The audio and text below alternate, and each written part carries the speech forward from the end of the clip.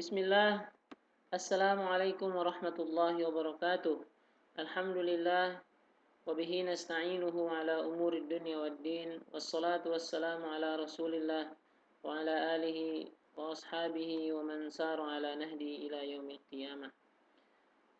Qala Allah Ta'ala, Ya ayyuhalladzina amanu taqullaha wa qulu qawlan sadida. يصلح لكم أعمالكم ويغفر لكم ذنوبكم ومن يطع الله ورسوله فقد فاز فوزا عظيما. Amma ba'du. Anakku sekalian rahmati Allah Subhanahu wa taala, semoga antum semua dalam keadaan sehat walafiat. Hari ini kita kembali melanjutkan pembelajaran di tema 2, subtema 2, pelajaran 2 dan juga pelajaran 3.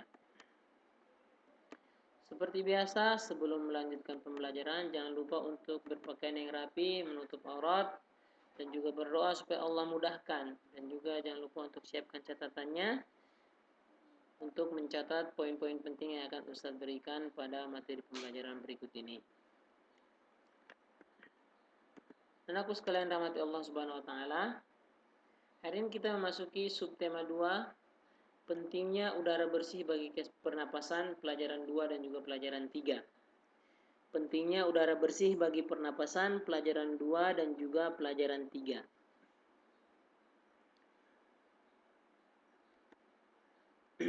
Kita akan memasuki dulu pembelajaran 2 sebelum kita melanjutkan ke pembelajaran 3. Namun sebelum itu anak Ustadz sekalian, ada beberapa hal yang ingin Ustadz sampaikan.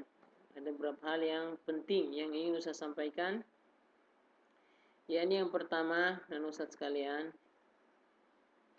Ustadz mohon supaya antum semua dapat mengikuti setiap materi yang diberikan oleh Ustadz maupun guru-guru yang lain. Jadi Ustadz harap supaya semuanya dapat mengikuti semua pelajaran. Tugas-tugas yang diberikan juga Ustadz harap untuk dikerjakan. Selalu cek di Google Classroom apakah ada tugas ataupun di WhatsApp yang mungkin belum antum kerjakan. Jadi dicek terus tugas-tugas itu. Ustadz lihat banyak yang masih seperti ogah gitu ya, menganggap tidak mau mengerjakan tugas. Padahal ini penting ya. Ini tugasnya pun kan tidak terlalu susah, diberikan waktunya juga 2 hari, ada yang sampai sepekan. Jadi gunakan waktunya untuk mengerjakan tugas. Dan juga kemarin Ustadz dapat laporan dari orang tua antum semua bahwa ada yang dia bukannya belajar, malah dia bermain game terus. Nah ini Ustadz sudah catat nama-namanya. Nanti ini akan berpengaruh ke nilai-nilai antum. Bisa aja nilai antum 100 akan Ustadz kurangi karena kurang disiplinnya antum. Diberikan handphone malah untuk bermain game. Dan ini udah Ustadz catat nama-namanya. Ustadz sudah dapat laporan dan juga udah Ustadz catat namanya. Jadi Ustadz harap supaya antum semua bisa bertanggung jawab. Kan kita udah pelajari itu. Bertanggung jawab. Jalankan kewajiban antum sebagai murid. Sebagai murid jalankan kewajiban antum untuk belajar, jujur. Sebagai anak di rumah ya antum harus patuh kepada orang tua antum. Jadi harus jujur ya, jujur. Karena kalau tidak jujur susah. Kalau tidak jujur susah. Jadi harus jujur, jalankan kewajiban dan juga bertanggung jawab. Kerjakan tugas-tugas, kemudian mengikuti materi sampai selesai. Dan juga Ustadz juga kemarin ada beberapa kasus di kelas lain ya yang harus antum perhatikan, yakni ada beberapa anak yang mereka setoran Al-Quran dengan mereka tuh seperti gimana ya, berbohong gitu. Jadi mereka bilangnya nyetor, tapi ternyata nyetornya sambil lihat Al-Quran. Ada terjadi di beberapa kelas kemarin. Ya Ustadz harap tidak terjadi di kelas kita. Dan antum harus jujur ya, kan harus betul-betul hafal baru di store. Kalau belum dihafal, ya hafal dulu, saya betul-betul hafal. Harus hafal, baru storekan ke gurunya. Jadi jangan karena antum nggak bisa hafal atau antum karena malas menghafal, jadinya berbohong. Subhanallah. Udah malas berbohong lagi. Ini double-double ini. Jadi Ustadz harap antum perhatikan beberapa hal tadi ya. Mengikuti pembelajaran, jangan lupa untuk kerjakan tugas. dan kurangi bermain game. Kurangi bermain game, antum harus ikuti benar-benar diberikan handphone, diberikan komputer itu untuk antum belajar, bukan untuk antum bermain game. Bukan untuk bermain game. Dan juga yang tadi terakhir, ketika tahfiz usahakan jujur. Kalau menghafal, betul-betul menghafal, jangan main-main. Karena ini akan berakibat bukan hanya mungkin nilai antum tidak berkurang, tapi ini kalau menjadi kebiasaan maka subhanallah akan berbahaya. Akan berbahaya. Antum akan terbiasa berbohong terus, antum akan terbiasa malas-malasan terus nanti antum sampai antum besar. Tentu saja kita tidak mau seperti itu. Kita mau dalam diri kita sebagai anak soleh tentunya ingin dalam diri kita itu tumbuh pribadi-pribadi yang baik, jadi anak-anak yang baik. Jadi harus dibiasakan jujur, biasakan rajin, bertanggung jawab, supaya nanti terbiasa sampai ketika besar nanti. Nah, demikian halal ya, beberapa hal yang ingin Ustadz tekankan, yang Ustadz jumpai dalam pembelajaran selama pandemi ini. Nah, sekarang kita melanjutkan ke pembelajaran kita. Yang semalam Ustadz suruh antum untuk mencatat, dan ini pun belum semuanya mengumpulkan, subhanallah. Ini pembelajaran 2 semalam ya, halaman 57 dan juga halaman 59. Nah, dan Ustadz sekalian, rahmati Allah subhanahu wa ta'ala, ini kita pernah, Ustadz pernah tampilkan antum ilustrasi daripada gangguan-gangguan pada faktor-faktor yang mempengaruhi gangguan pada organ pernapasan. Ya, faktor-faktor yang mempengaruhi gangguan pada organ pernapasan, seperti asap-asap kendaraan ataupun kabut asap yang bisa mempengaruhi organ pernapasan kita. Dan juga anak sekalian, faktor-faktor penyebab gangguan pernapasan itu kan ada 3. yakni ada faktor fisik, faktor penyakit, dan juga faktor lingkungan. Ada faktor fisik, faktor penyakit, dan juga faktor lingkungan. Salah satunya yakni faktor penyakit. Semalam kita pelajari atau sudah antum catat di halaman 57 itu, yakni faktor penyakit. Jadi banyak penyakit yang menyebabkan gangguan pada pernapasan. Contohnya seperti flu, asma, bronkitis, emfisema, dan kanker paru-paru. Dan semalam telah kita catat yakni penyakit asma. Kita melihat penyakit asma pada ilustrasi gambar ini. Ini adalah organ pernapasan yang sehat, yang ini. Kalau bronkusnya atau percabangan paru-parunya itu sehat, maka dia bronkus normal seperti ini. Tapi kalau bronkus orang yang terkena asma, maka bronkusnya menyempit. Percabangan paru-parunya itu, cabangan yang masuk ke paru-parunya atau tempat masuknya udara ke dalam paru-paru itu menyempit. Bronkusnya menyempit. Akhirnya orang susah untuk bernapas. Jadi dia napasnya terengah-engah atau sesak napas. Orang yang menderita penyakit asma. Apa itu asma? Jadi penyumbatan saluran pernapasan yang disebabkan oleh alergi. Itu dia tadi, makanya Ustaz berikan ilustrasi tadi seperti kabut asap ataupun seperti asap kendaraan itu bisa menyebabkan alergi. Bisa menyebabkan alergi, udara dingin, rambut, bulu, kotoran, debu, atau tekanan psikologis. Orang yang stres itu bisa terkena asma juga.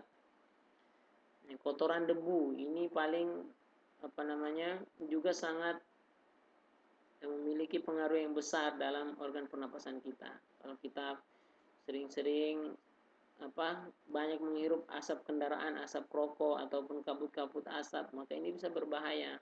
Bisa menimbulkan penyakit atau bisa memicu tumbuhnya atau munculnya penyakit asma, atau bisa membuat menyempitnya bronkus kita. Akhirnya kita tersumbat bronkus kita susah bernapas, akhirnya sesak napas kita.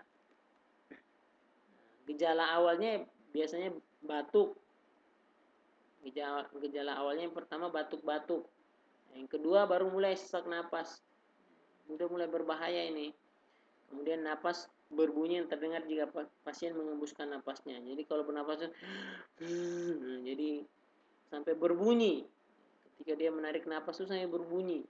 Ini berbahaya. Dan juga rasa berat di dada. Jadi sesak, mulai sesak dadanya. Dan juga dahaknya sulit keluar.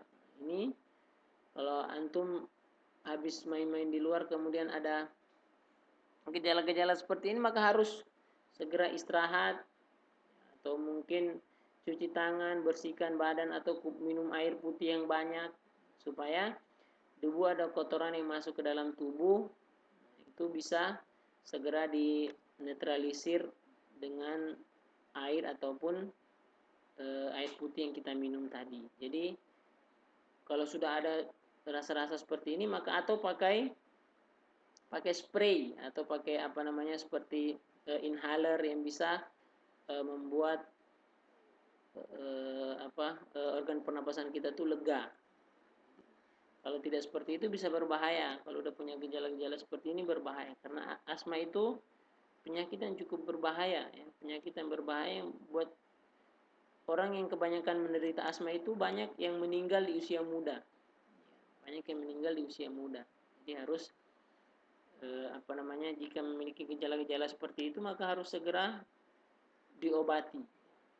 Diobati kalau tidak dicegah. Dan juga asma ini Ustaz sekalian, kalau gejalanya sudah berat, nah ini biasanya batuknya sering sekali batuknya. Kemudian napasnya berat, napasnya tersengal-sengal atau sesak ya, terengah-engah. Jadi napasnya tuh cepat sekali, lebih cepat daripada napas orang biasa. Kemudian kulitnya kebiruan, dimulai dari sekitar mulut. Kemudian susah tidur, dan kesadaran menurun. Biasanya kalau sudah asmanya sudah parah, ini gejala-gejalanya. Kalau tadi gejalanya masih ringan, tapi kalau tidak segera dicegah atau diobati maka akan memiliki gejala-gejala yang berat.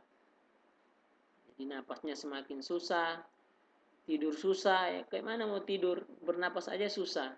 Kemudian kadang bisa hilang kesadaran, bisa pingsan atau tidak sadar diri. Nah, itu gejala-gejala berat dari para penderita asma.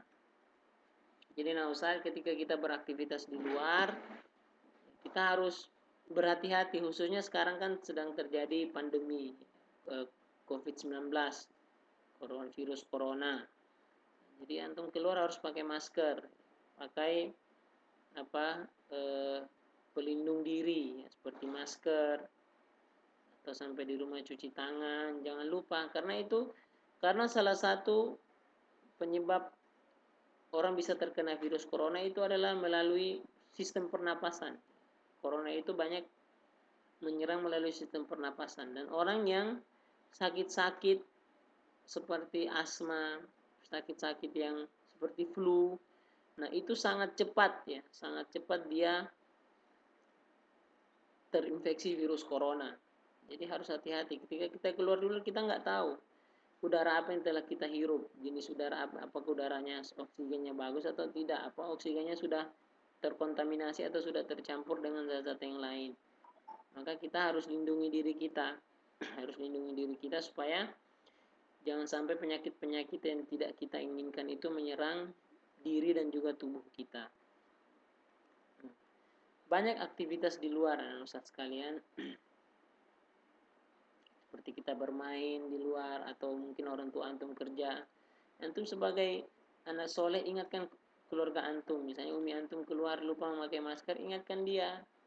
Abi antum pergi kerja lupa memakai masker, ingatkan.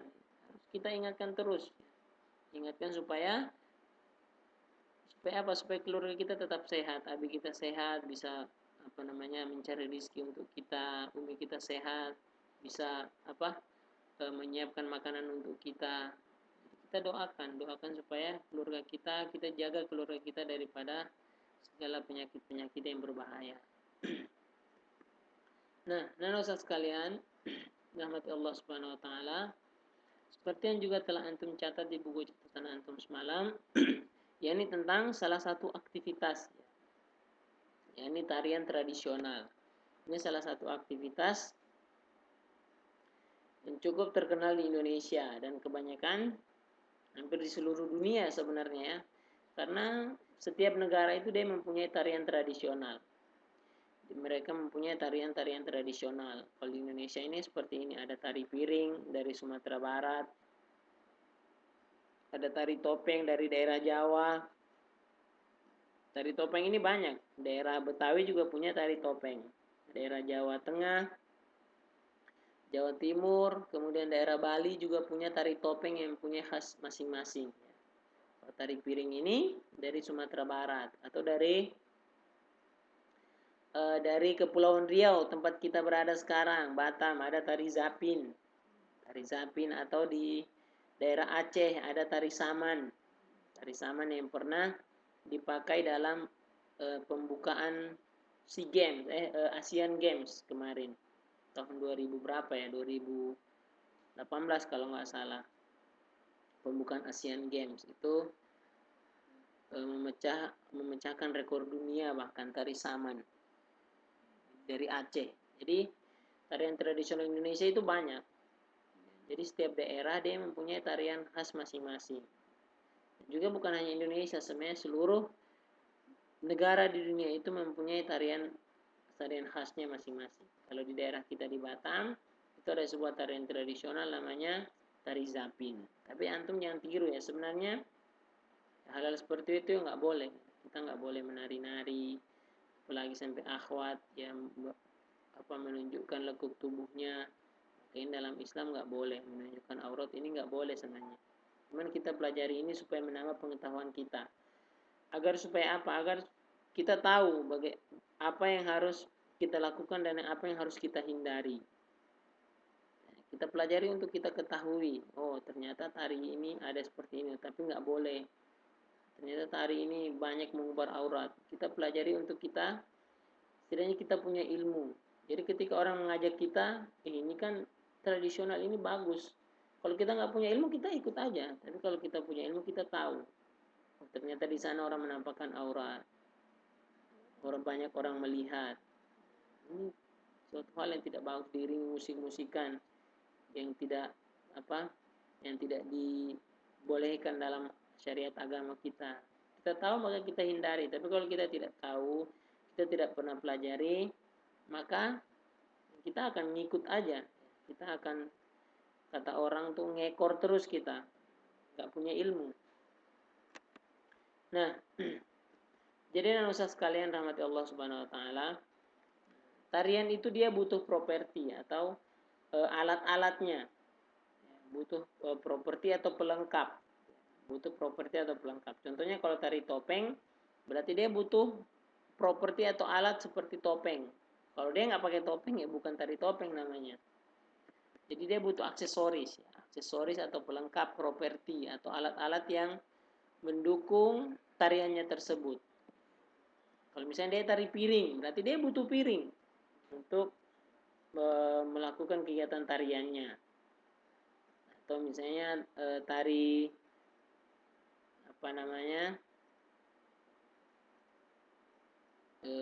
tari zapin, maka dia apa propertinya? Dia perlu memakai baju adat Melayu. Nggak mungkin dia tari zapin pakai baju adat Jawa atau baju adat Papua, pakai koteka, nggak mungkin. Jadi dia propertinya harus sesuai dengan tariannya. Ya. Jadi properti alat atau pelengkapnya itu harus sesuai dengan tariannya. Itu dia sekilas penjelasan tentang tarian tradisional. Sekarang kita masuk ke pembelajaran 3. Di pelajaran 3, anak-anak sekalian, rahmati Allah Subhanahu wa taala, waktu di subtema 1 kita telah pelajari tentang pentingnya kerja bakti atau gotong royong. Kerja bakti atau gotong royong atau kegiatan bersama-sama untuk dalam suatu masyarakat, dalam misalnya contohnya membersihkan komplek atau mengadakan suatu acara. Nah, gotong royong ini bagus karena ini bisa meningkatkan persatuan dan kesatuan dan juga meningkatkan kerjasama. Nah, dan usah sekalian rahmati Allah Subhanahu Wa Taala. Pertanyaannya, apakah antum pernah mengikuti gotong royong? Pernah nggak? Jawabannya pernah. Antum pernah. Mumtaz, barakallahu fikum.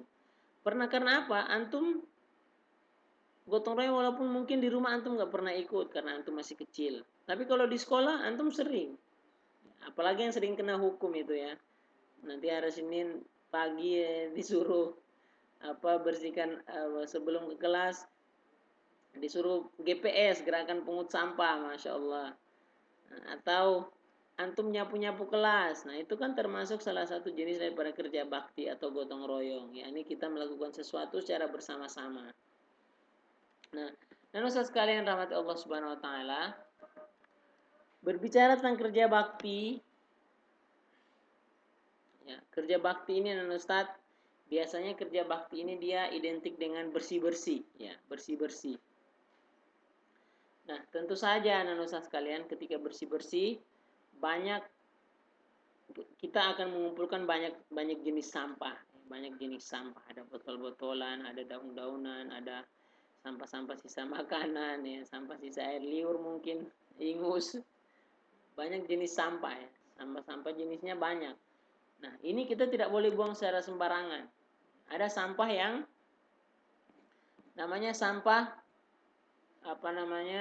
sampah-sampah organik, sampah non organik, sampah yang dia harus didaur ulang. Dia tidak boleh dibuang sembarangan. Sampah itu sebenarnya tidak boleh dicampur. Sampah itu sebenarnya tidak boleh dicampur, harus didaur ulang. Ada sampah yang khusus tempat-tempat ya. Kalau Anda pernah jumpai tempat sampah tulisannya seperti ini, maka ini tempat sampah khusus untuk di kertas dan juga botol-botol bekas. Ini tempat sampah untuk sampah-sampah yang harus didaur ulang. Harus didaur ulang atau diperbaiki untuk digunakan kembali. Ini tempat sampah untuk jenis sampah-sampah yang dapat didaur ulang. Ini seperti kertas, botol-botol, plastik. Dan juga ada tempat sampah yang khusus untuk menampung sampah-sampah atau benda-benda yang dapat membusuk seperti dedaunan atau sisa-sisa sayur. Nah, ini pun tempat sampahnya berbeda, dipisah. Contohnya seperti ini ya. Jadi kalau bisa tempat sampah itu dia berbeda, atau mungkin kita kalau punya satu tempat sampah saja, maka kita kalau bisa kantongin, jadi botol sama botol, sayur-sayuran dengan sayur-sayuran, jadi dipisah supaya ada tempat sampah khusus, benda-benda yang dapat didaur ulang seperti kertas dan botol-botol bekas, dan juga tempat sampah untuk benda-benda yang dapat membusuk seperti dedaunan ataupun sisa-sisa sayur. Ini pun manfaatnya masing-masing. Kalau botol bisa didaur ulang, digunakan kembali, sehingga karena botol itu dia membusuknya lama atau rusaknya lama, bahkan bisa ratusan tahun rusaknya. Jadi harus didaur ulang untuk digunakan kembali supaya sampah tidak menumpuk. Nah, kalau daun-daunan ini kan membusuk, dia gampang rusak, dia gampang gampang membusuk. Semuanya dia kalau sudah bercampur dengan tanah, maka cepat terurai ya, dia cepat terurai oleh tanah. Nah, jadi sampah-sampah ini dia dipisah untuk apa? Kalau sampah-sampah cepat membusuk atau cepat terurai itu seperti daunan dan sisa-sisa sayur, nah ini bisa digunakan untuk pupuk. Bisa digunakan untuk pupuk. Untuk orang-orang yang mau hobi menanam, nah ini dia suka mengumpulkan sampah-sampah yang jenis seperti ini. Ya, fungsinya untuk itu, untuk pupuk yang bisa digunakan untuk tanaman. Nah, kemudian Ustaz sekalian, rahmatullah subhanahu wa ta'ala, menjaga kebersihan, kerja bakti, ya, menjaga kebersihan, buang sampah pada tempatnya. Ini merupakan bagian daripada tanggung jawab dan juga bagian daripada hak dan kewajiban kita. Apa itu hak dan kewajiban? Jadi hak dan kewajiban itu adalah sesuatu yang harus dilaksanakan secara bertanggung jawab oleh pihak yang bersangkutan. Jadi orang yang tidak melaksanakan hak dan kewajiban dapat dikatakan dia orang yang tidak bertanggung jawab. Jadi hak dan kewajiban ini masih berkaitan dengan tanggung jawab. Yang pertama, hak dan kewajiban itu dia harus dilaksanakan secara tanggung jawab. Kalau orang tidak melaksanakan hak dan kewajiban, maka dia dikatakan orang yang tidak bertanggung jawab. Apa itu hak dan kewajiban? Kalau tanggung jawab sudah kita pelajari kemarin, sesuatu yang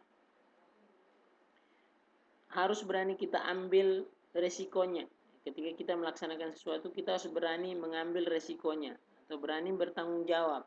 Ketika kita membuang sampah atau ketika kita selesai makan misalnya, kita harus bertanggung jawab untuk membersihkan sisa-sisa sampah hasil makanan kita. Atau kita ketika gotong royong misalnya, berarti bukti tanggung jawab kita membersihkan lingkungan kita. Kemudian apa itu hak dan kewajiban? Nah, hak dan kewajiban yang pertama hak ya, hak yakni apa itu hak? Hak sebagai warga masyarakat. Hak adalah sesuatu yang mutlak menjadi milik seseorang dan penggunaannya tergantung pada orang yang bersangkutan. Hak itu sesuatu yang harus dan mutlak menjadi milik seseorang, sesuatu yang dia dapat, sesuatu yang dia dapat atau dia diberikan, yang wajib dia dapat atau wajib untuk diberikan kepada dia. Penggunaannya tergantung kepada orang yang bersangkutan. Contoh-contoh hak apa? Ini dapat perlindungan hukum, dia wajib dilindungi oleh negara, atau wajib dilindungi oleh aparat seperti RT RW atau camat, bupati, wali kota wajib melindungi hak warganya. Warganya wajib mendapat perlindungan dari pemerintah atau pemimpinnya. Mendapat pekerjaan, ini hak juga, wajib setiap orang di Indonesia mendapatkan pekerjaan dan penghidupan yang layak. Kemudian menikmati lingkungan bersih, ini juga kewajiban, hak seluruh kita harus bisa menikmati lingkungan yang bersih. Hidup tenang dan damai. Kalau ada yang ganggu, kita boleh lapor nggak ke polisi? Boleh. Karena hak kita hidup tenang dan damai. Kita bebas memilih, memeluk dan menjalankan agama. Tidak boleh ada yang mengganggu kita. Tidak boleh ada yang memaksa kita dalam menjalankan agama dan keyakinan kita. Berpendapat dan berorganisasi. Kita boleh boleh berkumpul ya. Kita mengaji bebas, sekolah bebas. Tidak boleh ada yang mengganggu kita. Kemudian mengembangkan kebudayaan daerah. Kita boleh tidak harus di Indonesia ini, antum semua orang harus pakai baju Jawa aja, semua orang harus pakai baju Papua aja, semua orang harus pakai baju adat Melayu aja, enggak juga ya. Jadi setiap daerah itu mengembangkan kebudayaan daerah masing-masing. Misalnya kita di Batam, setiap hari Jumat kita diperintahkan untuk memakai baju Melayu. Apakah orang di Makassar sana pun seperti itu? Ya enggak seperti itu, berbeda. Budayanya berbeda.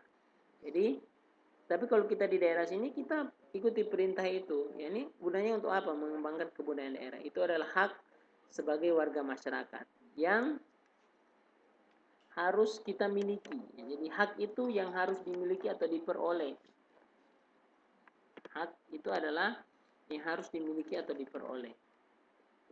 Sesuatu yang mutlak menjadi milik seseorang dan penggunaannya terserah kepada orang tersebut. Kemudian kewajiban. Apa itu kewajiban? Kewajiban berarti sesuatu yang harus dilakukan dan penuh rasa tanggung jawab. Nah, jadi setelah kita mendapatkan hak, ya kita juga punya kewajiban. Jangan antum tahu terima aja. Jangan kita taunya terima aja tapi tidak pernah memberi. Taunya penting hidup harus damai.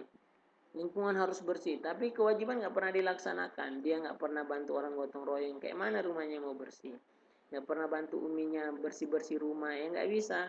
Bangun tidur kamarnya dibiarin kotor. Itu berarti dia cuma mau hak aja, kewajiban nggak mau dilaksanakan. Dia maunya naik kelas, tapi nggak pernah belajar. Kewajiban belajar nggak dilaksanakan, tapi dia pengen hak untuk naik kelas. Kan nggak boleh juga. Dia pengen hak lulus, tapi dia nggak menjalankan kewajiban belajar. Pengen nilai 100. Oh ini hak anak dapat nilai 100, tapi kewajiban nggak dilaksanakan. Maka susah. Maka kewajiban dan hak ini harus berjalan bersama-sama, dan juga tanggung jawab ini 3 hal yang tidak bisa dipisahkan. Jadi kewajiban berarti sesuatu yang harus dilakukan dan penuh rasa tanggung jawab. Apa saja kewajiban kita sebagai warga masyarakat? Mematuhi aturan atau norma yang berlaku. Nggak boleh ribut-ribut, misalnya dalam satu tempat komplek atau perumahan itu, atau tempat tinggal kita disuruh nggak boleh buang sampah sembarangan. Malam nggak boleh berkeliaran atau berkeluyuran kemana-mana. Maka kita patuhi aturan itu. Menjaga ketenangan dan ketertiban lingkungan masyarakat, mengikuti kegiatan yang ada di lingkungan RT, RW atau desa setempat atau kelurahan setempat, misalnya kerja bakti, gotong royong, dan juga musyawarah warga setempat. Menghormati tetangga, kemudian membantu tetangga yang terkena musibah. Subhanallah, ini pahalanya sangat besar. Menjaga kebersihan lingkungan tempat tinggal kita. Tadi hak kita dapat, kewajiban kita pun harus kita laksanakan. Kalau kita tidak laksanakan kewajiban, susah kita mendapatkan hak. Bagaimana kita dapat hak untuk aman, sedangkan kita sendiri ribut-ribut? Bagaimana kita dapat hak untuk mendapatkan lingkungan yang bersih, ternyata kita sendiri suka buang sampah sembarangan? Maka ini harus sejalan.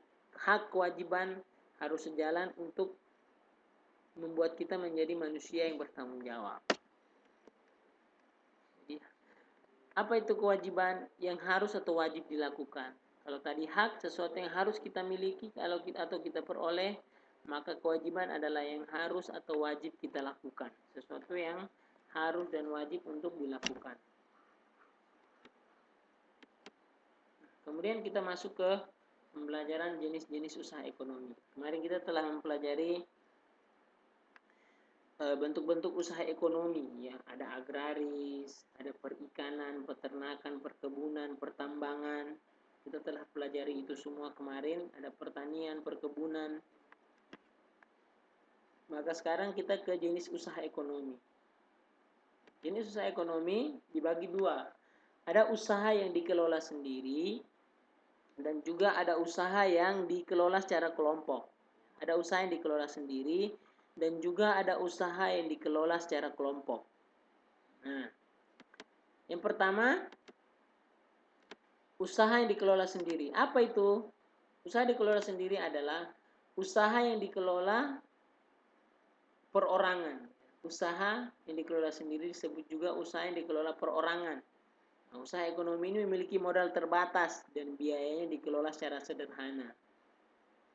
Jadi usaha yang dikelola sendiri disebut juga usaha perorangan atau usaha yang dikelola oleh orang per orang. Biasanya modalnya terbatas dan dikelola secara sederhana. Usahanya tidak terlalu besar biasanya. Usaha jenis dikelola sendiri ini biasanya usaha-usaha yang kecil, tidak dalam skala yang besar. Contoh yang pertama, yakni ada usaha pertanian. Ini termasuk usaha perorangan. Nah, usaha pertanian ini memiliki modal yang terbatas biasanya. Lahan yang digarap petani biasa terbatas, persawahan dan juga tegalan ini dia kebun-kebun kecil, ya. Dia nggak seluas sawah. Namun ada juga usaha pertanian dilakukan secara besar-besaran. Tapi pertanyaannya, tapi Ustadz, kebanyakan orang yang kerja di sawah kan orangnya banyak pekerjaannya. Berarti bukan usaha perorangan dong. Nah, kenapa dia disebut usaha perorangan, usaha pertanian ini? Nah, Ustaz sekalian rahmat Allah Subhanahu wa taala, antum perhatikan, biasa yang punya tanah itu satu orang aja. Misalnya nih, Abdullah Syaukani dia punya tanah sawah yang luas.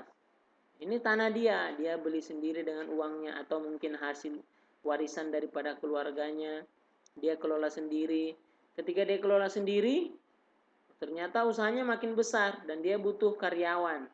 Dia butuh orang-orang yang bisa membantu dia untuk memudahkan pekerjaannya. Akhirnya dia rekrut orang atau dia kerjakan orang, dia cari orang di sekitar rumahnya untuk bekerja dengan dia. Tapi usaha itu milik dia karena dia yang memberikan modal, dia yang memberikan upah kepada pekerja-pekerja. Makanya usaha disebut dengan usaha perorangan.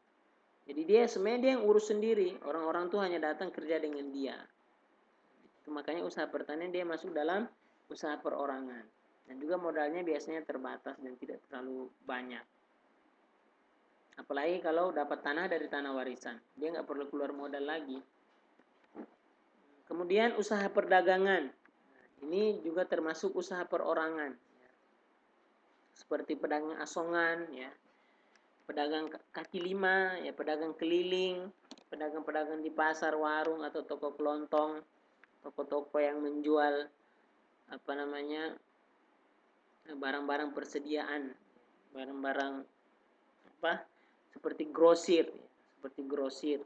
Jadi toko-toko yang toko-toko seperti kayak kedai-kedai kecil, nah itu, atau tempat-tempat jual-jual jajan. Nah ini termasuk usaha perdagangan. Biasanya ini kalau orang buka toko ini biasanya usaha perorangan. Ada orang yang dia punya uang, punya modal, dia buka dia sewa ruko, kemudian dia beli barang di toko grosir, kemudian dia jual kembali di rumah dia.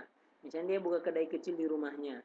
Maka ini juga termasuk dalam usaha yang dikelola sendiri dalam kategori usaha perdagangan. Kemudian berikutnya yakni usaha jasa. Usaha jasa seperti fotokopi, kemudian bengkel, potong rambut, penjualan pulsa.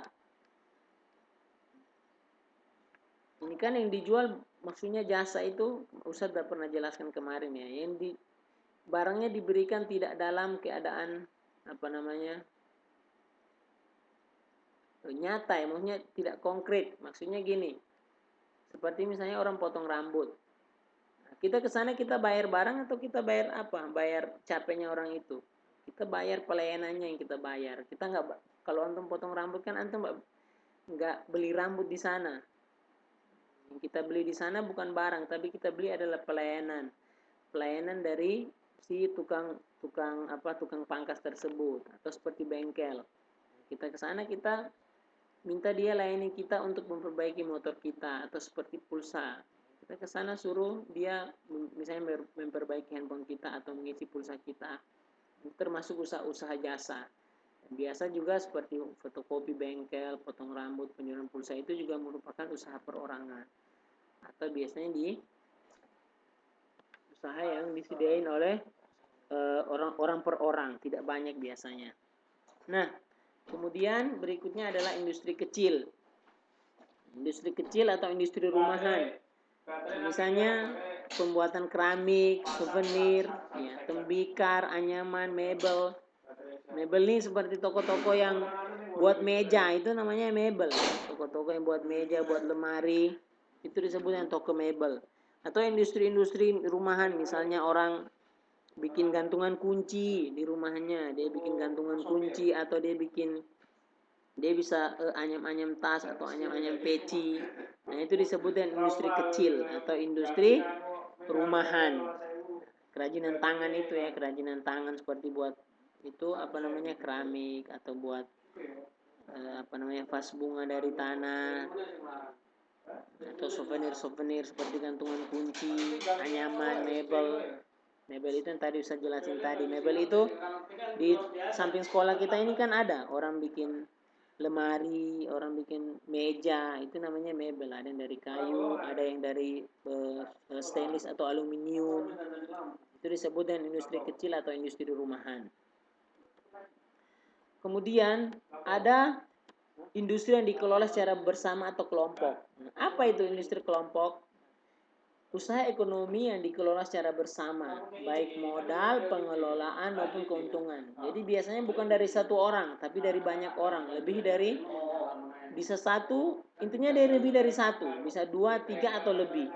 Jadi modal, pengelolaan, keuntungan ini dibagi bersama biasanya. Nah, contohnya yang pertama adalah firma. Firma adalah usaha ekonomi yang didirikan oleh sekurangnya 2 sekutu. Usaha ekonomi bersama yang didirikan oleh sekurangnya 2 sekutu. Kemudian pendiri firma biasanya orang-orang yang saling kenal satu dengan yang lain. Biasanya firma ini ada orang teman dekat, mereka saling kenal, Nah, kemudian mereka buka usaha, buka usaha. Dan tapi anak-anak ustadz sekalian, biasanya firma ini dia lebih banyak bergerak di konsultasi hukum dan juga keuangan.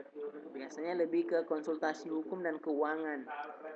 Misalnya ada dua orang pengacara, mereka berteman, teman dari mereka masih kuliah, mereka berteman. Setelah kuliah, kemudian mereka di kuliah hukum, setelah keluar dari situ, mereka buka firma, buka usaha untuk menyediakan jasa hukum, atau mereka buka jasa keuangan, misalnya simpan pinjam atau asuransi, yang tidak mengandung riba tentunya ya. Nah, kemudian anak usaha sekalian, setiap anggota firma dia memiliki hak untuk bertindak atas nama firma. Namanya juga usaha kelompok. Tapi kalau usaha perorangan tidak seperti itu. Usaha perorangan tidak seperti itu. Misalnya kita kerja di sawah orang, kita nggak boleh sembarangan bertindak atas nama sawah tersebut ya. Kita harus minta izin dulu sama pemiliknya. Tapi kalau firma terserah daripada anggotanya. Mereka bisa memiliki hak untuk bertindak atas nama firma. Dan juga kalau rugi semuanya bertanggung jawab ya. Semuanya bertanggung jawab sama-sama untuk menanggung risiko atau kerugian dalam suatu firma. Nah, kemudian yang kedua yakni ada persekutuan komanditer atau lebih biasa orang kenal CV ya. Persekutuan komanditer. Komanditare Fellowship CV atau di bahasa Indonesia persekutuan komanditer. Tapi biasa lebih disingkat CV. Ya, CV, orang sebutnya CV. Komanditare Fellowship. Ini CV atau persekutuan komanditer. Didirikan oleh sekurangnya 2 orang yang menyetorkan modal. Jadi anak ustaz sekalian, CV ya bukan CV ya, bacanya CV atau persekutuan komanditer didirikan oleh sekurangnya 2 orang yang menyetorkan modal. Jadi pada CV itu dia ada 2 jenis sekutu. Namanya persekutuan. Ada 2 jenis sekutu. Ada sekutu yang aktif dan juga sekutu yang pasif. Maksudnya ini anggota ya, ada anggota yang aktif dan juga ada anggota yang pasif. Aktif berarti dia bekerja terus di perusahaan itu. Kalau pasif berarti dia bekerja tidak sering. Nah, anggota aktif atau sekutu aktif dia berperan sebagai investor ya, pemasok modal. Investor ini orang yang menyetorkan modal atau memberikan uang. Dan dia kelola juga, dia store modal, dia kelola juga. Tapi kalau sekutu pasif, dia hanya kasih modal, kasih uang aja, tapi dia nggak mengelola usaha tersebut. Itu bedanya. CV itu kalau tadi firma semuanya bekerja. Semuanya siap-siap bertanggung jawab atas kerugian. Kalau CV dia dibagi lagi, ada sekutu yang aktif, yang dia memberikan modal, dia juga ngelola. Tapi kalau ada sekutu yang pasif, dia perannya sedikit, dia hanya kasih uang aja, tapi dia tidak terlibat dalam pengelolaan CV. Dan usaha berbentuk CV dapat dikembangkan dari firma. Dan biasanya dari firma, kemudian dia berubah menjadi CV. Misalnya dari firma, dari skala kecil, kemudian dia mau lebih besarkan lagi perusahaannya, maka dia harus ubah jadi CV. Nah, ini modalnya lebih banyak daripada firma. CV atau persekutuan komanditer ini modalnya lebih banyak daripada firma. Nah, kemudian yang berikutnya yakni PT atau perseroan terbatas. Jadi PT itu antum kalau sering dengar atau lihat, nah itu singkatan daripada perseroan terbatas. Apa? Singkatan dari apa? Perseroan terbatas. Adalah usaha bersama yang modalnya berupa kumpulan saham. Apa itu saham? Saham itu, Ustaz jelaskan dulu, bacakan dulu pengertiannya ya. Bukti kepemilikan suatu perusahaan atas penyetoran modal. Jadi, dia mau nggak jadi pemilik perusahaan itu? Kalau dia mau, maka dia harus berikan modal. Dia harus berikan uang dulu. Misalnya dia pengen termasuk dalam anggota, dia pengen memiliki perusahaan tersebut. Maka dia ingin memiliki PT tersebut, maka dia harus menyetorkan modal yang banyak, perusahaan uang yang banyak untuk mendirikan PT itu supaya lancar produksi di PT tersebut. Dia harus berikan modal. Jadi PT itu adalah usaha bersama yang modalnya berupa kumpulan saham. Di saham itu adalah bukti kepemilikan suatu perusahaan atas penyetoran modal. Jadi pemberian modal untuk bukti bahwa dia juga termasuk pemilik perusahaan tersebut, maka itu disebut dengan saham. Juga saham memiliki nilai nominal tertentu, berbeda-beda tergantung besar dan kecil daripada perusahaan tersebut. Nah, nanti keuntungan didapat oleh orang yang memiliki saham itu disebut dengan dividen. Setelah dia berikan modal, dia kasih saham dalam jumlah yang banyak, nanti perusahaan itu dapat keuntungan. Nah, perusahaan itu bagikan dia, PT itu bagikan dia keuntungan kepada pemberi saham itu. Maka keuntungan yang dia dapat itu disebut dengan dividen. Disebut dengan apa? Dividen. Dividen adalah keuntungan yang didapat oleh pemilik atau pemberi saham. Bagi perseroan atau PT yang ingin mengembangkan dan memperluas usahanya, sahamnya dapat diperdagangkan di pasar modal. Jadi saham tadi itu bisa dijual lagi di pasar modal. Contoh-contoh PT itu kalau di Batam itu cukup terkenal nih, ada PT McDermott. PT McDermott, yang antum pasti sering dengar ada di Batu Ampar. Atau PT Satnusa, PT Panasonic, PT apa lagi? Banyak ya. PT Schneider, atau PT-PT yang ada di industri-industri di Batam, ada di Batamindo, ada di Kabil, ada di Simpangkara, ada di Kamo, banyak ya. PT-PT di Batam ini sangat banyak.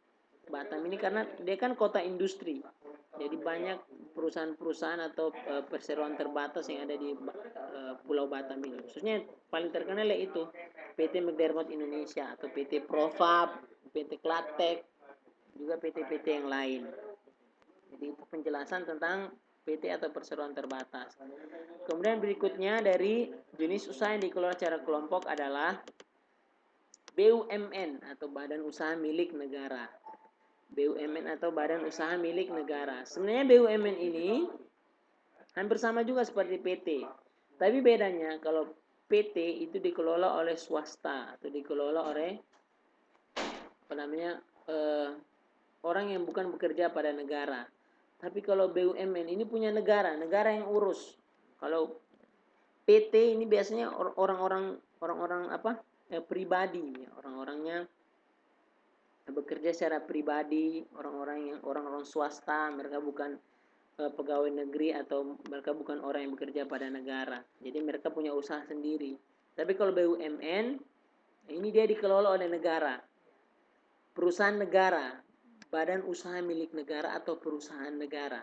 Jadi sebuah perusahaan yang seluruh atau sebagian modalnya dimiliki oleh negara. Jadi BUMN ini perusahaan yang seluruh atau sebagian modalnya dimiliki oleh negara. Jadi dia dapat berupa jenis perum atau perusahaan umum dan juga berupa PT. BUMN dia juga bisa dalam bentuk perusahaan umum atau bentuk PT. Jadi BUMN ini dia bergerak di bidang usaha yang bersifat strategis atau vital. Jadi penting ya, vital ini maksudnya penting. Dia penting untuk negara kita. Jadi bisa ini dia membantu untuk memperkuat ekonomi suatu negara. Kalau di daerah itu namanya BUMD, Badan Usaha Milik Daerah. Jadi BUMN dia secara nasional. Setiap daerah seperti setiap provinsi, ini maksudnya daerah ini dia masuknya provinsi. Misalnya Kepri dia punya BUMD, dia kelola BUMD-nya. Nanti dia setorkan hasil daripada keuntungan dia atau kerugian dia itu kepada negara, kepada BUMN yang ada di pusat. Jadi BUMN ini adalah badan usaha milik negara dan juga ada di daerah namanya BUMD atau badan usaha milik daerah.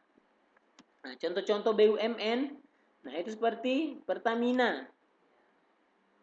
Pertamina itu merupakan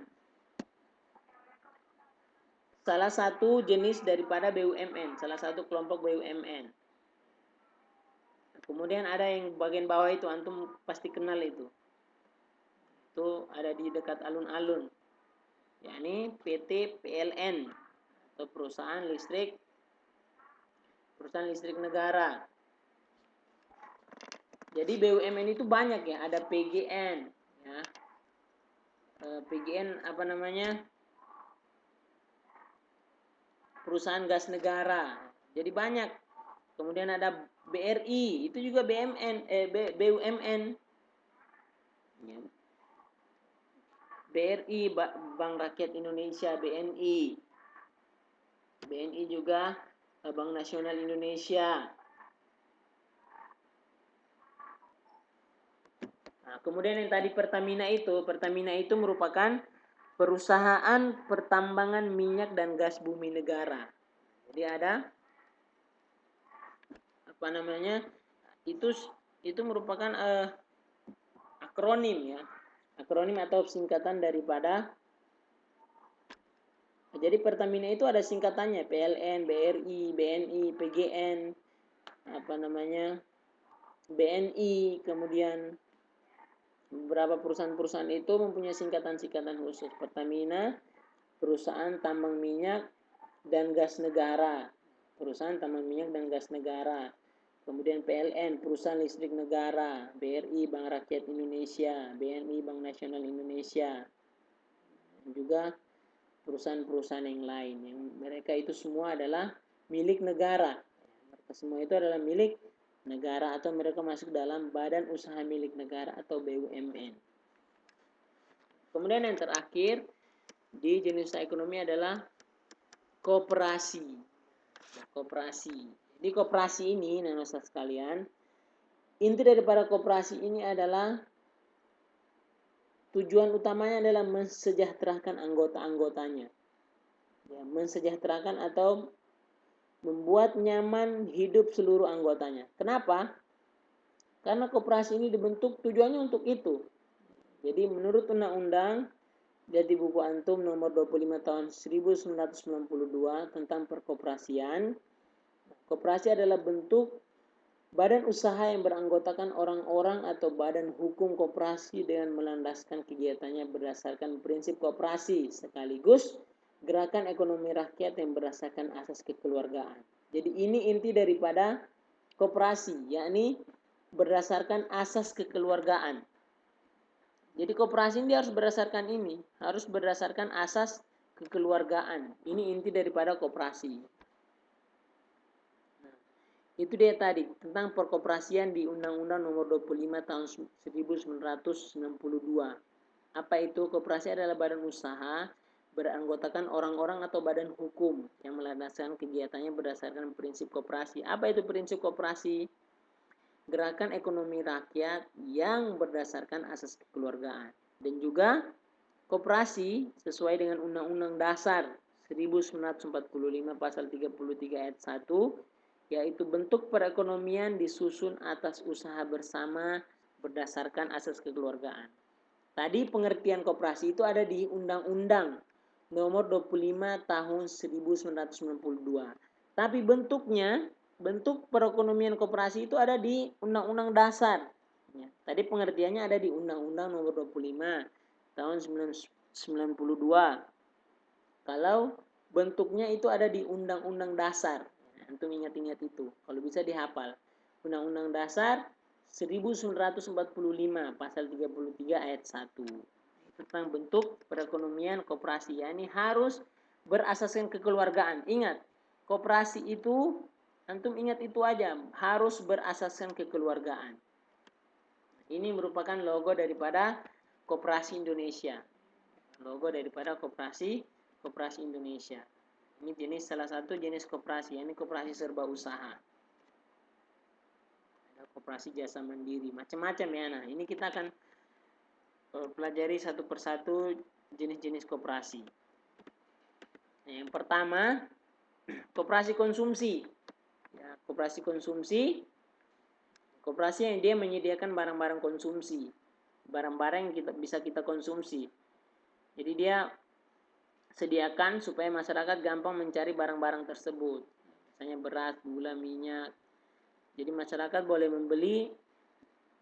Ingat, dan ini berdasarkan asas kekeluargaan. Jadi dia dijual lebih murah daripada tempat-tempat yang lain. Supaya apa? Supaya bisa dijangkau oleh masyarakat-masyarakat, seluruh masyarakat, apa yang dia berpenghasilan tinggi maupun berpenghasilan rendah, semuanya bisa membeli atau bisa mendapat layanan daripada koperasi tersebut. Karena dia itu, ingat itu, asasnya ada kekeluargaan. Jadi yang pertama koperasi konsumsi. Ini dia menyediakan barang-barang untuk konsumsi sehari-hari seperti beras. Ingat, konsumsi yang bisa kita makan ya, yang bisa kita kelola seperti gula, minyak, sabun, peralatan rumah tangga dan barang elektronik. Tentu saja harga dan mutu yang layak. Harga dan mutu yang terjangkau. Kemudian yang kedua koperasi simpan pinjam. Ini seperti bank ya, tapi dia berbeda.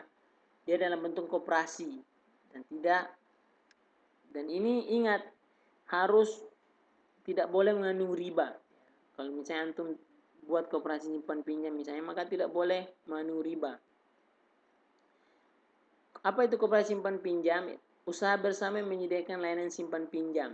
Jadi koperasi ini menerima simpanan dari anggota. Nah, selanjutnya uang yang telah terkumpul dipinjamkan kepada anggota yang lain. Jadi nanti kumpul uangnya sama-sama. Nanti kalau kita butuh uang, nah kita boleh ambil uang dari itu. Misalnya satu kelompok, kita misalnya dalam kelas, kita per bulannya kita kumpulnya misalnya 5.000, kita ada 24 orang. Nanti uang itu bisa dipakai oleh anggota kita yang membutuhkan atau teman-teman kita yang membutuhkan. Misalnya ada teman yang sakit, maka uang yang kita simpan itu, nah kita bisa pinjamkan ke teman itu. Kita bisa gunakan untuk teman yang sakit tersebut. Jadi seperti itu. Ya. Tapi kalau di koperasi, dia istilahnya pinjam ya, nanti dia harus bayar lagi. Tapi kalau di kelas ya nggak mungkin ya. Tapi kalau di koperasi ini misalnya ada anggota dia butuh uang itu. Misalnya ada 10 orang, setiap bulannya kumpul 100.000, berarti kan 1.000.000 sebulan. Nah, ternyata pas bulan depannya kumpul lagi ada yang mau pinjam uang, dia pinjam 1.000.000, maka dia dihutang dia harus bayar nantinya uang itu. Jadi itu namanya koperasi simpan pinjam. Kemudian yang berikutnya, yakni yang ketiga koperasi produksi, yaitu koperasi yang menyediakan bahan-bahan produksi untuk bahan baku produksi untuk anggotanya. Misalnya seperti batik, pengusaha batik, tahu, tempe, serta ataupun pengusaha-pengusaha ternak ya, pengusaha-pengusaha ternak, pengusaha batik misalnya dia siapkan bahan produksi untuk anggotanya, tahu, tempe. Jadi bahan-bahan yang siap diproduksi untuk disalurkan, didistribusi ke konsumen. Jadi dia siapkan bahan-bahan pembuat batik, atau dia siapkan bahan-bahan untuk membuat tempe, tahu atau tempe, atau dia siapkan ternak. Nah, nanti karyawannya ataupun orang-orang yang bekerja di koperasi itu, nanti mereka bekerja, nanti mereka diupah. Itu namanya koperasi produksi. Yang keempat, koperasi jasa. Apa itu?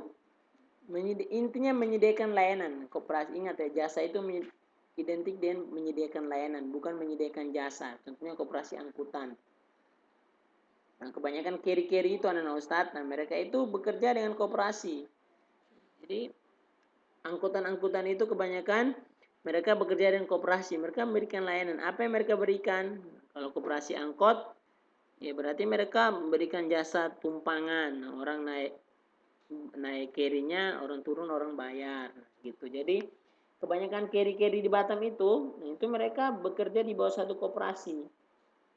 Mereka bekerja di bawah satu koperasi, ini mereka termasuk dalam koperasi jasa. Ini menyediakan layanan atau jasa tertentu bagi anggotanya. Kemudian yang terakhir yakni koperasi serba usaha. Itu ada di gambar itu, ada koperasi serba usaha. Nah, ini semua jenis usaha. Ya, bisa ada koperasi konsumsi, simpan pinjam, bahan baku, produksi, jasa, semuanya bisa masuk. Semuanya bisa termasuk dalamnya. Ini koperasi serba usaha. Jadi semua jenis koperasi itu bisa berada di dalamnya. Dan ini contohnya kalau di desa-desa itu namanya koperasi unit desa atau KUD. Nah, itu Ustadz sekalian rahmat Allah Subhanahu wa taala. Demikian yang bisa Ustadz sampaikan, materi yang cukup banyak. Maka Ustadz harap supaya antum mengikuti sampai selesai ya, dan juga banyak membaca buku tersebut ya. Khususnya di pelajaran 2 dan 3 ini banyak membaca. Di tema 2 ini antum, subtema 2 ini banyak membaca supaya pengetahuan antum bertambah. Pengetahuan bertambah dan ini bisa menjadi modal utama untuk antum ya. Jadi antum ya, kalau antum banyak ilmu kan bagus ya. Antum ketika menghadapi suatu atau ingin menjawab pertanyaan atau ditanya, antum mudah menjawabnya karena apa? Antum banyak ilmunya. Jadi dibaca terus, dipelajari, jangan bosan ya. Nah, sebelum kita tutup dengan Ustadz, seperti biasa ya, ada tugas yang you have to done it ya, antum harus kerjakan. Nah, tugasnya ada di halaman 64 dan halaman 65. Nah, kerjakan di buku tugas, kemudian diserahkan di Google Classroom dengan bentuk gambar. Yo yo yo ya. Ada di halaman 64 dan 65. Mudah saja tugas sebenarnya. Sementara aja kau tinggal antum baca teks yang berjudul kerja bakti itu, kemudian antum isi. Isi harus benar ya isinya. Kemudian antum kirim jawabannya ke Google Classroom. Waktunya panjang 2 hari. Jadi antum bisa kerjakan dengan tenang, baca bukunya bagus-bagus. Kalau bisa lebih cepat lebih baik, biar jangan banyak tumpuk-tumpuk tugas antum ya. Tugasnya sebenarnya gampang-gampang. Kalau antum kerjakan dengan cepat, insya Allah cepat selesai. Demikian Ustaz sekalian, anak-anak soleh dirahmati Allah Subhanahu Wa Taala. Ustaz harap penjelasan yang singkat ini bisa antum pahami dengan baik dan juga semoga Allah Subhanahu Wa Taala